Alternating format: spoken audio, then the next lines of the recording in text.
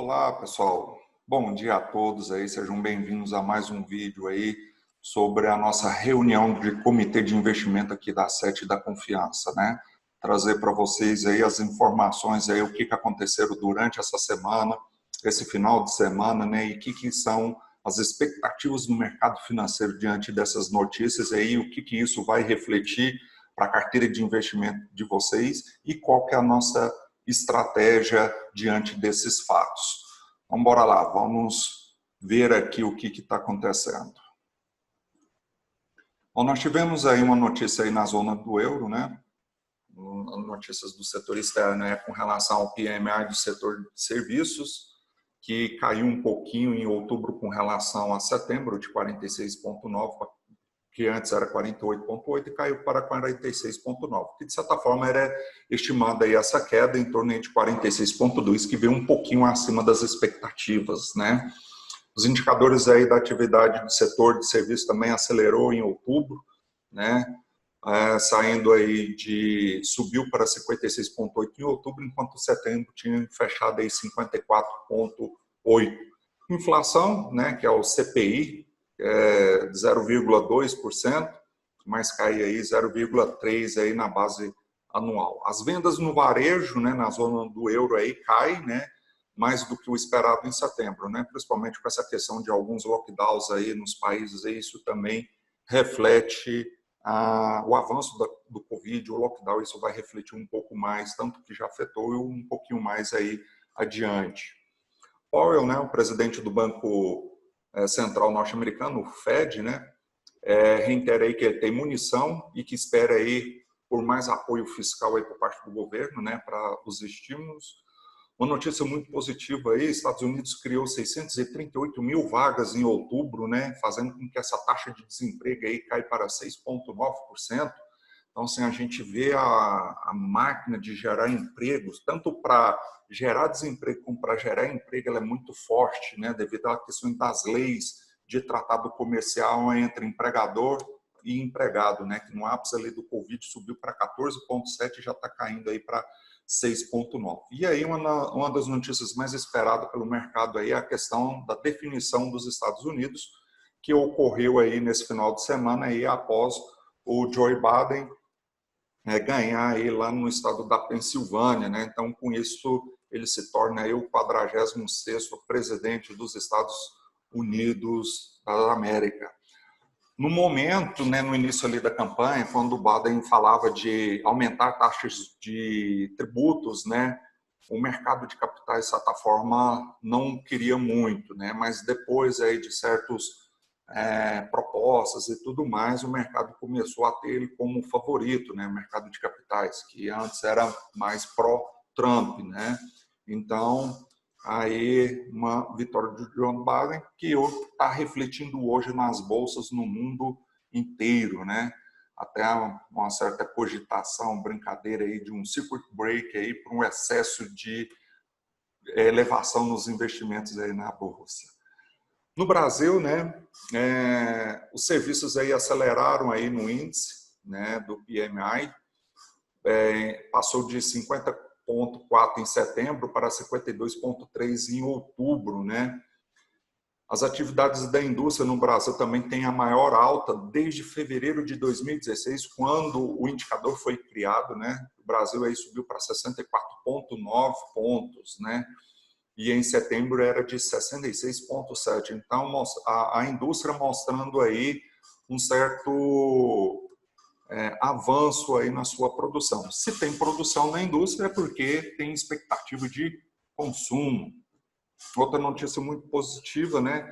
A balança comercial do Brasil teve aí um superávit de 5,47 bilhões de dólares em outubro, né? Uma vez que a nossa moeda está desvalorizada com relação ao dólar, né? Então, acaba que os produtos brasileiros, apesar de ter uma boa qualidade nos seus produtos e serviços, também fica muito barato quando se olhem com moedas fortes, né? Com dólar, euro e tudo mais, né? Então, isso favorece as exportações no Brasil. Essa tática do governo de não tentar jogar aí injeções de moeda, compra, né, swaps, contratos swaps para conter o avanço do dólar, mas é para liquidez, não é nem para conter essa elevação do câmbio, né? Porque uma vez é uma estratégia muito positiva em termos dessa balança comercial que fortalece até o PIB Brasil, que ela é um dos componentes aí do PIB, né? O IPCA, né? Esse é uma notícia um tanto preocupante, né? Mas que ainda está dentro do esperado e dentro do eixo da meta de inflação para o ano de 2020, né? Então, o IPCA de outubro fechou em 0,86, o que vai acarretar aí uma meta atuarial para o mês de outubro um tanto elevada. Banco Central, né? Sobre a questão da sua autonomia, porque hoje um dos objetivos principais aí do Banco Central é combater, controlar a inflação. E agora, com essa autonomia, ele passa a questão da geração de empregos, né? Assim como é no Banco Central dos Estados Unidos, né? Essa independência, de certa forma, ela é muito positiva, né? Apesar que tem muitas críticas sobre isso aí, a forma de quando um Banco Central não tem influências políticas, né? Do que para fazer política se faz aí certas jogatinas, como a gente já viu antes, de tentar manter juro alto ou juro baixo por uma questão política para atrair votos numa campanha, uma coisa assim mais nesse sentido, né? Isso não teria essa questão.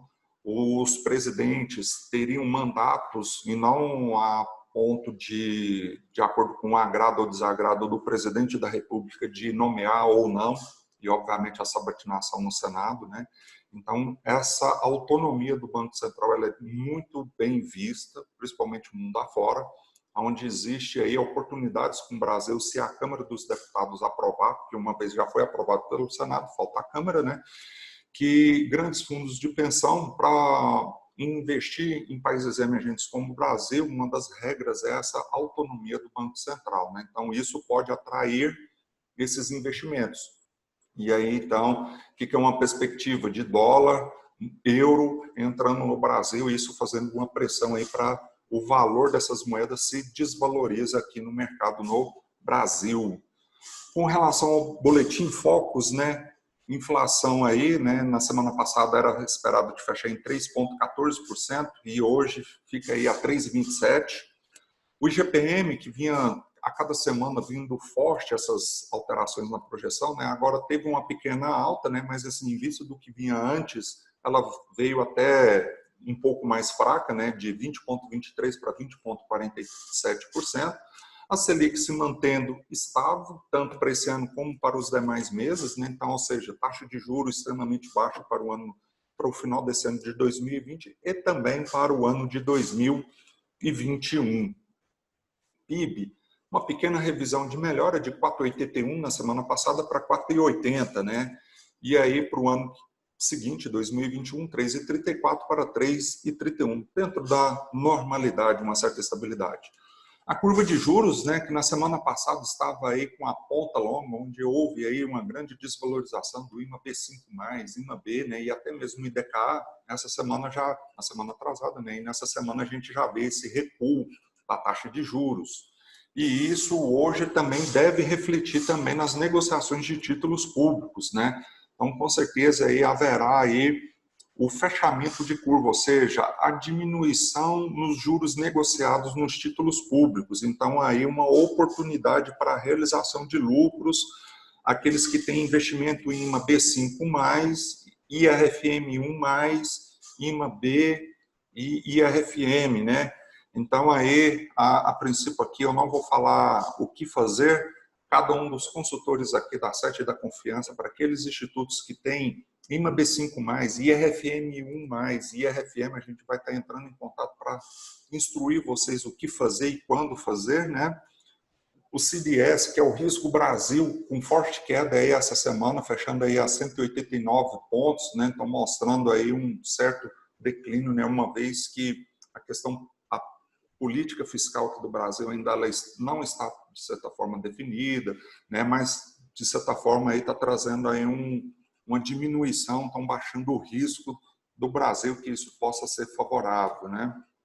A curva de juros nos Estados Unidos também teve o mesmo movimento aqui no Brasil, né? Então, as taxas de longo prazo aí houveram esse fechamento, a diminuição nos títulos públicos, né? E aí os indicadores essa semana fecharam todos eles no verde, né? O Ibovespa aí, né, na sexta-feira aí andou no patamares de instabilidade, de estabilidade, né, mas com viés de leve queda, acabou que fechou na sexta-feira com um pequeno ganho, né, e fechou aí a semana, né, a 7,42%, o SP500 a 7,32 em dólar, mas quando joga-se para reais, fecha apenas com um ganho de 2,85.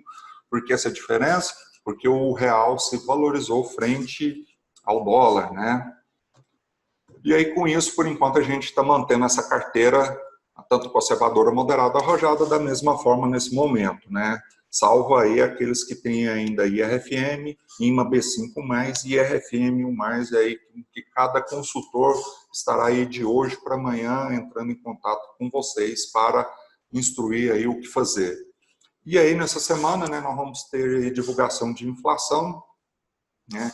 Vendas no varejo, o IBCBR, que é uma prévia do PIB Brasil, né, mensal, feito aí pela FGV, os estímulos, como que vai ser os estímulos nos Estados Unidos após as eleições, se vai haver ou não, qual que vai ser o volume, se é pequeno ou se é grande, né, e a questão da evolução do Covid no mundo afora. Então, diante desse cenário aí hoje, um extremo otimismo, né, o índice antes da abertura no mercado aqui no Brasil, né, o índice da Bolsa brasileira listada lá fora, né, o EBZ estava aí com forte ganho, aí já quase que estava em 4%, depois estava já em 6%, né, então uma estimativa muito positiva aí na Bolsa brasileira, né, então aqueles fundos de ações que vinham há um certo tempo aí com uma certa volatilidade, trazendo algumas perdas, então hoje é bem provável aí uma rentabilidade favorável, desde que não surja nenhum fato muito relevante que prejudique este resultado. E aí no Brasil aqui também, muitas das vezes, sempre vem aí uma surpresa que vá contra aí a tendência dos mercados globais. Então, no mais é isso. Uma lembrança aí, nós estamos aí fazendo uma questão das aprovações da DEPIN, né, de forma remota por causa do Covid, né, essa questão da dificuldade aí de estar reunindo, aglomerando, principalmente institutos que têm que juntar aí conselho deliberativo e comitê de investimento. Então, estamos fazendo isso de uma forma remota por uma questão de preservar a saúde tanto de vocês como da nossas também, né, com essa relação aí do Covid, né? E a gente está tentando aí fazer isso aí o quanto antes. Eu sei que tem muitos RPPS aí que estão com problemas aí por causa da campanha eleitoral, né? Principalmente que já vai entrando em reta final, mas vamos tentar fazer um esforço aí da gente marcar essas reuniões ainda dentro desse mês, porque o prazo é até dia 31 de dezembro, apesar que quem for olhar lá os extratos da CRP que vai renovar a CRP agora por esses dias, vai ver lá que a DEPIN está irregular, porque o prazo era dia 31 de outubro, eu já conversei lá no Cadprev, né, lá na Secretaria da Previdência, é um equívoco deles, que eles estão vendo isso lá no DataPrev, aí, que é o que faz a questão do sistema, para regularizar isso. Se tem algum RPPS que tem que renovar a CRP por agora, nós temos duas soluções, fazer a reunião agora e transmitir, e também a questão de justificar isso via GESCOM e ligar lá para fazer uma análise prévia aí, se esse for o único fator que será impeditivo de renovação da CRP. Tá? E no mais, tiver alguma dúvida, né, com relação a essa aí da DEPIN, né, entre em contato conosco aí, que nós vamos estar aí vendo aí cada caso de cada um aí para propor a melhor solução para este pequeno problema. Tá? No mais, uma boa semana a todos, um forte abraço e até mais.